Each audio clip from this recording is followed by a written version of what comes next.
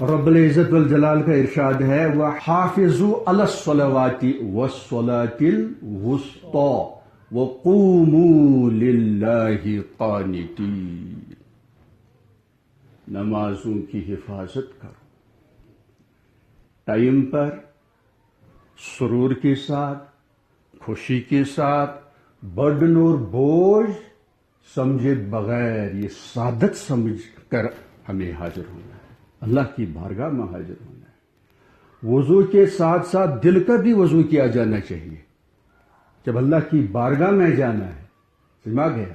دوران نماز بھی بعض لوگ بہت ہی خبیث خیالات سوچتے رہتے ہیں، بہت بڑے خطرناک بے ادب ہیں۔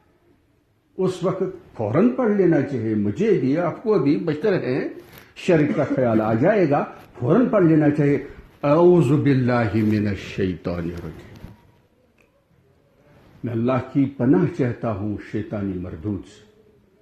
نماز ہو، نماز سے باہر ہو، جب بھی خبیث خیال آ جائے گا دل کی بھی حفاظت کرنی پڑتی ہے۔ امام غزالی فرماتے ہیں پہلے دماغ میں خیال آ جاتا ہے،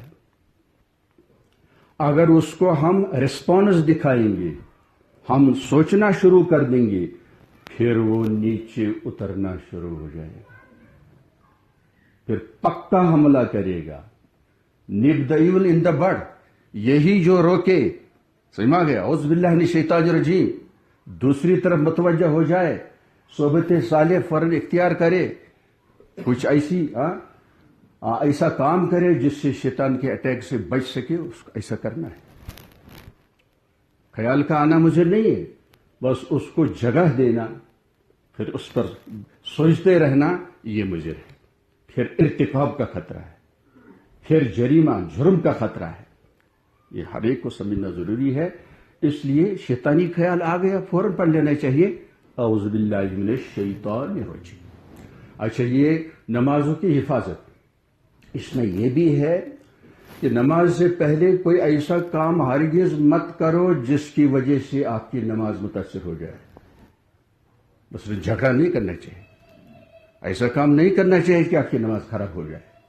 اللہ بچائے جو جھگڑا کر کے مسجد میں آئے گا وہ مسجد نماز میں بھی جھگڑا کرتا رہے گا۔ اس لیے وضو کے ساتھ ساتھ دل کا بھی وضو کیا جانا چاہیے کہ یہ خیالات سے پاک اللہ کی بارگاہ میں جانا ہے۔